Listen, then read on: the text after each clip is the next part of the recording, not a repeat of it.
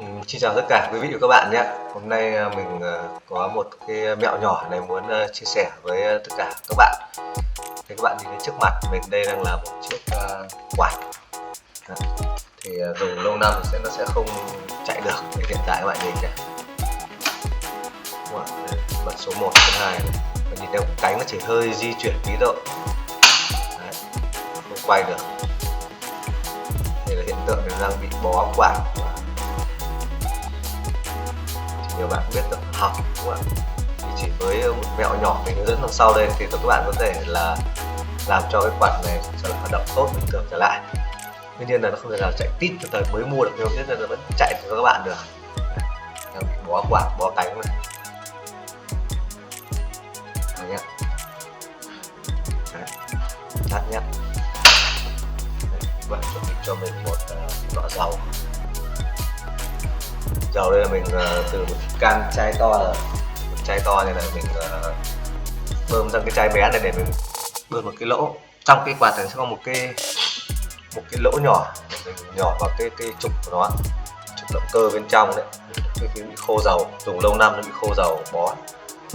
Thì cách nhỏ ở đâu mình không phải nhỏ cái trục cái lỗ này đâu, đúng không? Nó có một cái lỗ riêng, có một cái quạt vị trí khác nhau. Và mình sẽ mở ra ví dụ chỉ các bạn thấy được để mình nhỏ cái dầu đấy vào để làm cho cái đỡ bị sắt tốt và quạt sẽ chạy được êm và không bị nóng. Các bạn cùng xem nhé. Đầu tiên các bạn hãy tháo mấy con ốc ở xung quanh quạt ra nhé, để chúng ta mở cái lồng ra.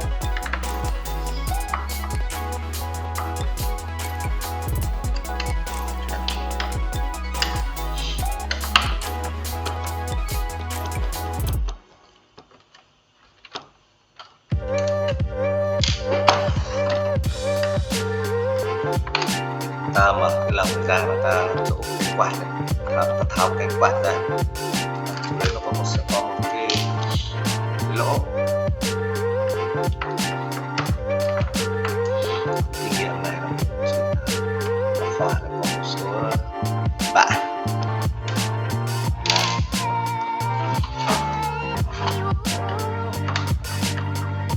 khi các bạn tra dầu cho các bạn vào ta sẽ phải đi thay tiếp tục. Sau khi ta đã tháo tất cả góc xung quanh rồi, ta nâng cái nắp lồng này lên, đúng không ạ? Trong cái chỗ này, cái quạt này, mỗi quạt nó khác nhau. Có quạt thì cái việc vặn cái đúng đâu, quạt đứng vặn đúng ra, quạt này vặn góc này ra. Chắc là cần dùng cà lê mỏ lết gì cả, vặn tay nó ra rồi. Đấy, các bạn đi. Nâng cái cánh quạt lên. Đó. Bạn nhìn nhá, đây trong cái quạt này đây mình sẽ mang camera, mình sẽ đưa máy quay sát vào cạnh các bạn xem nhé. Đó, các bạn nhìn thấy không? Đây mình sẽ dùng tôi biết mình chỉ cho các bạn. Đây, các bạn nhìn xem, đây này. Mỗi gần ở cái trục của cái quạt đây này, gần đây trục quạt này phải quay đúng không ạ? Thì luôn có một xung quanh chỗ này này.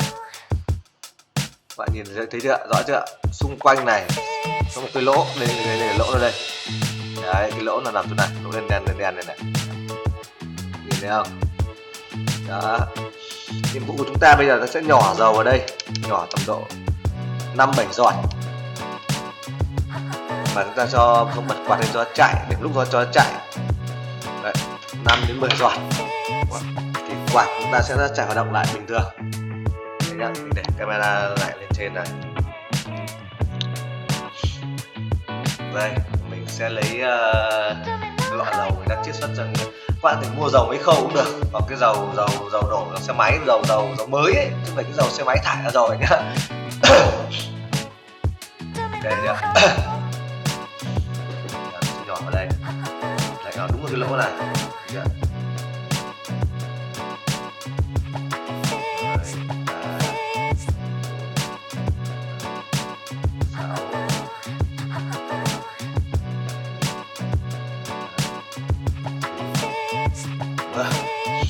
Mới rồi chưa?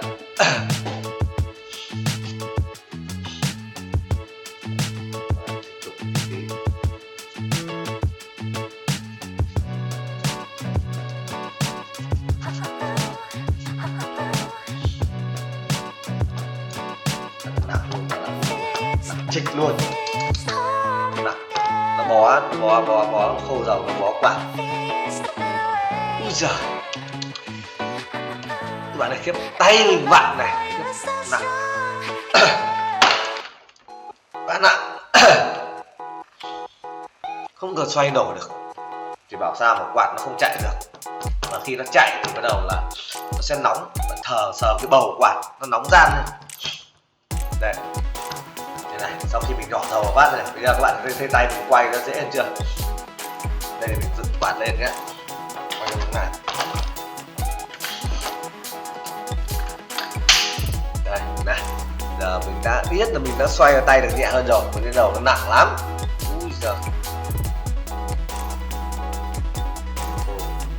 Trong này như có bị cáu, bị tóc tiết nó két ở bên trong, ít bên trong này.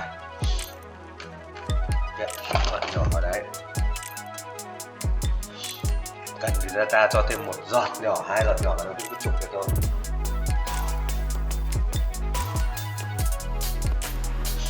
Cái kinh nghiệm bảo dưỡng quạt hàng năm định kỳ đấy của mình hay làm như này. Tuy nhiên là sẽ có nhiều bạn có cách làm khác, đúng không? Bạn nào chuyên môn, bạn ấy có nhiều chuyên môn về điện, về chuyên bảo dưỡng quạt thì bạn ấy sẽ phải tháo ra vấn đề sinh nào đấy thì người ta chuyên môn người ta rồi. Còn đây mình thì là người dùng đơn thuần, mình chỉ biết bảo dưỡng thôi, để sao quạt nó chạy được không bị hỏng, không bị mang ra ngoài kia sửa lại mất tiền, tốn tiền. Đấy, bây giờ mình thử bật thử cho các bạn xem nhé.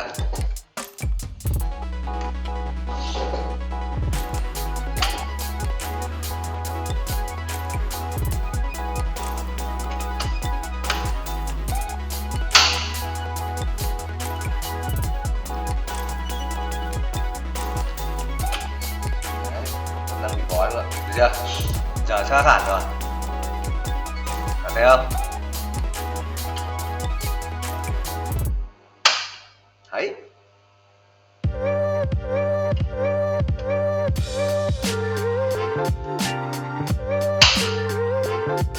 đấy, bây giờ ngon rồi, bây giờ chạy êm du rồi.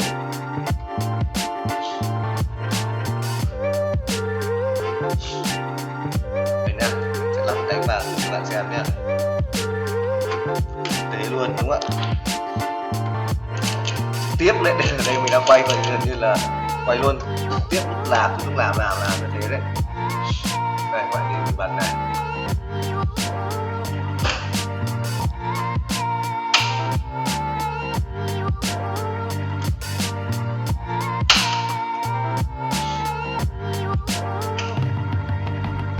Thấy chưa? Đấy, lại vù rồi. Đấy. Gió ạ bạn, gió ạ.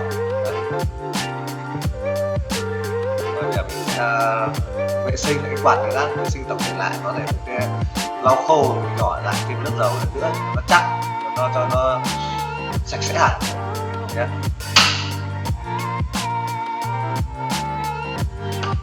Với những quạt khác thì nó cũng tương tự như vậy, các bạn cứ mở ra phía trước sau nó đều xung quanh cái trục đó sau một cái lỗ để chúng ta nhỏ dầu vào cho nó làm cái trơn động cơ bên trong.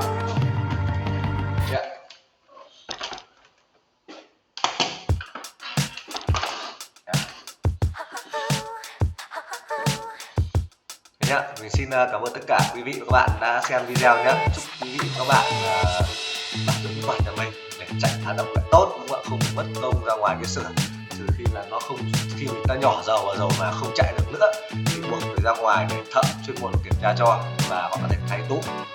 Xin chào quý vị và các bạn, hẹn gặp lại trong video tiếp theo. Vừa rồi thì mình hướng dẫn các bạn cách nhỏ dầu của cái quạt, hai quạt cái xa kìa, đúng không ạ? Còn với cái quạt mà như này, quạt cây và quạt cao như này thì chúng ta nhỏ dầu và tháo đâu thì đến tiện đây mình sẽ quay video cho các bạn xem luôn nhé, để các bạn nào có quạt giống như vậy thì các bạn làm được. Các bạn tháo hết cái lồng ra đã.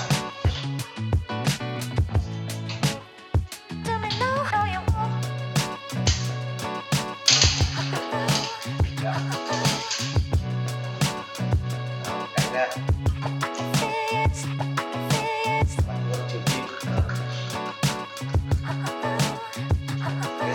đi vệ sinh đánh rửa luôn, xong thì lọc chì ra cất nó đi, ra hè lại dùng tiếp.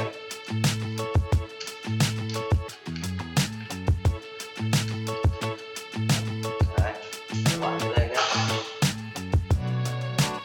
quả như đây nó dùng lâu năm rồi nó lại nghĩa là cơ bản là ốc rồi này.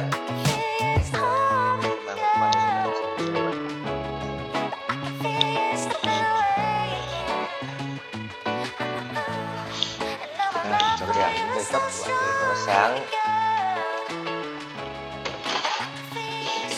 Đây các bạn nhìn cái quạt này nhá, cũng vậy này. Đây, chỉ cho bạn xem nhé. Đây các bạn nhìn thấy không? Đây này, cái lỗ nó đây này. Đấy, đây cái quạt của mình đây là nó quạt dùng mình dùng gọi là đến 5-6 năm từ thời đẻ con bé nhà mình nữa. Đây là nó bị cái này này. Cái này là nó ải hết rồi, nhựa nó gần nó mổ như bột rồi.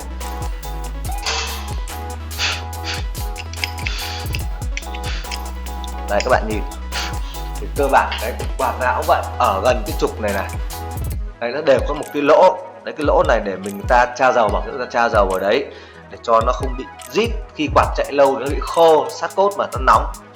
Thì chúng ta hàng định kỳ hàng năm đấy, chúng ta phải đến bảo dưỡng của nó, nhỏ dầu cho nó thì quạt nó sẽ chạy rất là êm và không bị bó. Đấy là mình sẽ lại cũng lại nhỏ dầu đấy thôi, các bạn nhìn nhé.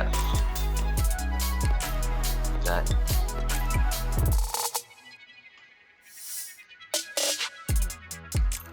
Đấy, cho nó tầm khoảng độ 7-8 giọt.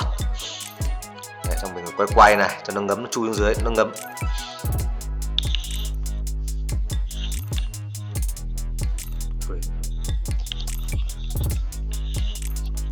Đấy. Đây, một tay mình vừa cầm camera, một tay mình vừa làm này nên hơi rồng rành tí, trồng trành tí, các bạn thông cảm nhé. Rồi, mình sẽ xoay một lúc rồi. Cái này quạt này thì nó đợt trước mình đã bảo trì một lần, mình đã tự sửa mình đã nhỏ dòng một lần nên nó trơn hơn, chứ mình quạt hai cái quạt kia vừa nãy nó cứng đơ nó không xoay được. Bây giờ mình bật tắt nhé, cắm điện anh nhé, các bạn nhớ rút điện ra trước khi làm nhé. Rồi, để camera trên nhé, và cắm điện. Quay tận chân đẻ này.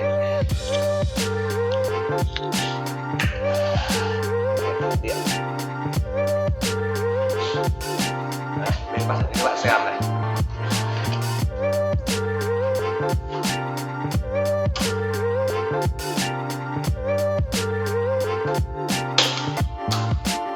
Đấy, bạn thấy chưa? Chưa?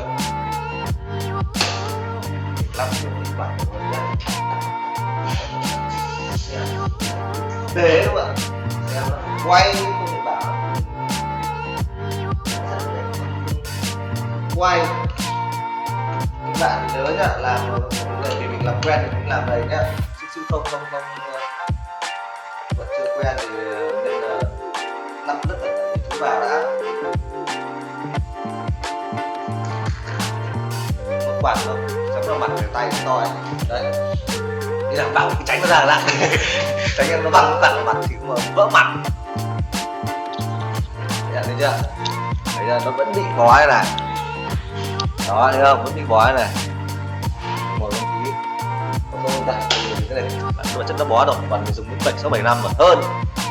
Số 2 luôn đi, là chạy luôn. Chạy đi. Ngáo gớm đi.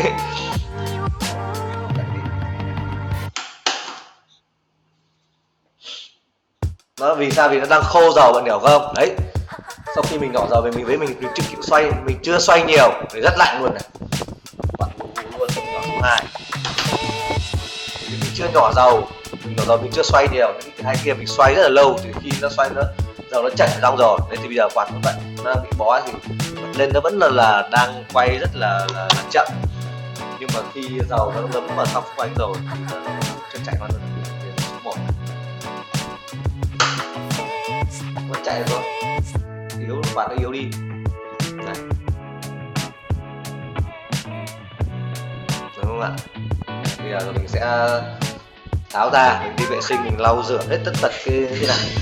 Và cứ hàng năm đến hết mùa hè, năm đến hết mùa hè thì mình sẽ nên làm bảo trì cái ngày nghỉ cuối tuần ở nhà, chủ nhật vân rỗi thì bắt đầu mình sẽ tháo hết tất cả các quạt ra, lau rửa các cái thứ vệ sinh nhỏ của nó, rồi về khô, rồi lại cho nó bằng túi bóng, có cái túi bóng to chùm lên rồi cất đi, đến hè tháng 5 thì dùng tiếp.